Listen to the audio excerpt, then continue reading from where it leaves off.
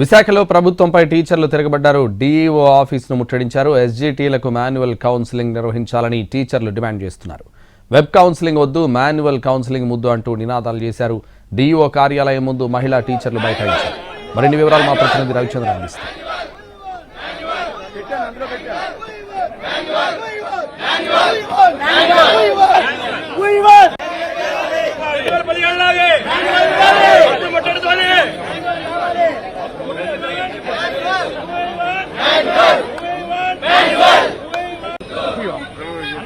అన్నా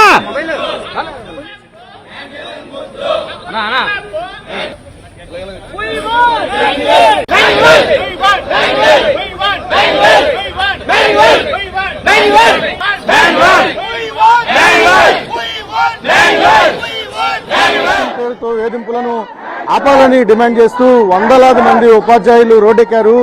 విశాఖలో ఉన్న డీఓ కార్యాలయాన్ని ముట్టడించి తమ ఆందోళనను వ్యక్తం చేస్తున్నారు.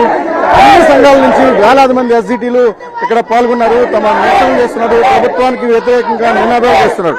వెబ్ కౌన్సిలింగ్ ద్వారా 4 నుంచి 4,000 పైన స్కూళ్లను ఎంపిక చేసుకోవడం, తద్వారా తమకు చాలా ఇబ్బందికరమైన పరిస్థితి ఏర్పడుతుంది కాబట్టి మాన్యువల్ కౌన్సిలింగ్ నిర్వహించాలని డిమాండ్ చేస్తున్నారు.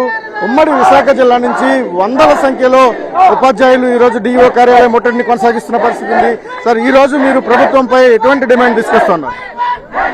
ఈ రోజు కేవలం ఇంతకుముందు వెబ్ కౌన్సిలింగ్ అనేది స్కూల్ అసిస్టెంట్లు మాత్రమే, మాన్యువల్ కౌన్సిలింగ్ అనేది ఎస్సీలకు ఇస్తామని ముందుగా తెలియజేశారు. దాని ప్రకారంగా అప్పుడు ముట్టడి ఆపిన తర్వాత మళ్ళీ అదే విషయం గురించి మళ్ళీ చెప్తున్నారు.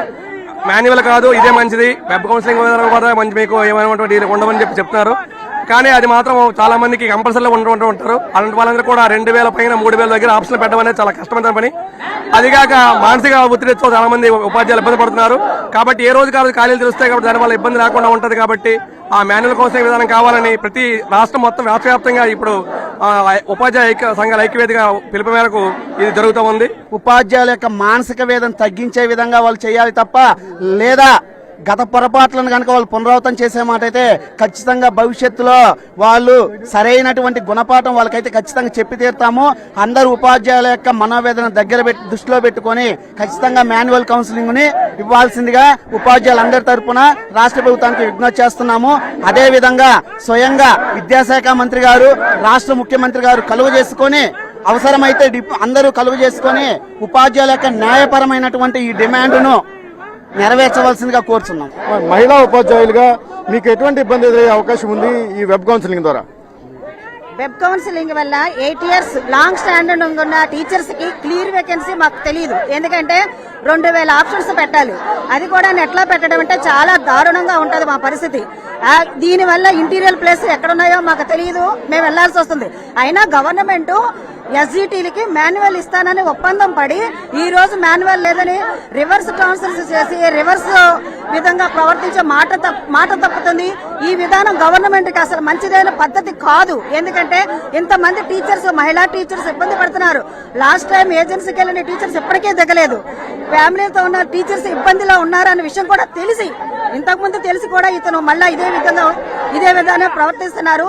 మాన్యువల్ కౌన్సిలింగ్ అనేది ఉపాధ్యాయులకు అన్ని విధాలుగాను అనుకూలంగా ఉంటుంది. వెబ్ కౌన్సిలింగ్ ద్వారా తాము ఎక్కడైతే వర్క్ స్టేషన్ ఉంటుందో వర్క్ స్టేషన్ నుంచి దూరంగా విసిరేసినట్టు, కుటుంబాలకు దూరంగా విసిరేసినట్టుగా పనిచేయాల్సిన పరిస్థితి ఉంటుంది. ఒక విధంగా ప్రభుత్వం మమ్మల్ని మోసం చేసింది. ఆఖరి నిమిషం వరకు ఎస్జీటీలకు వెబ్ కౌన్సిలింగ్ లేదు, మాన్యువల్ కౌన్సిలింగ్ చేస్తామని చెప్పి ఆఖరి నిమిషంలో వెబ్ కౌన్సిలింగ్ ని తెర మీదకి తీసుకొచ్చింది. ఇది ప్రభుత్వం యొక్క అహంభావానికి నిదర్శనమని ఉపాధ్యాయ సంఘాలు చెప్తున్నాయి. ఉపాధ్యాయ సంఘాలను తేనెతుట్టను కదిలిస్తే ఏం జరుగుతుందో ఈ ప్రభుత్వం తేల్చుకోవాలని కూడా డిమాండ్ చేస్తున్న పరిస్థితి కనిపిస్తోంది. కెమెరామెన్ సురేష్ తో రవిచంద్రన్, టీవీ, విశాఖపట్నం.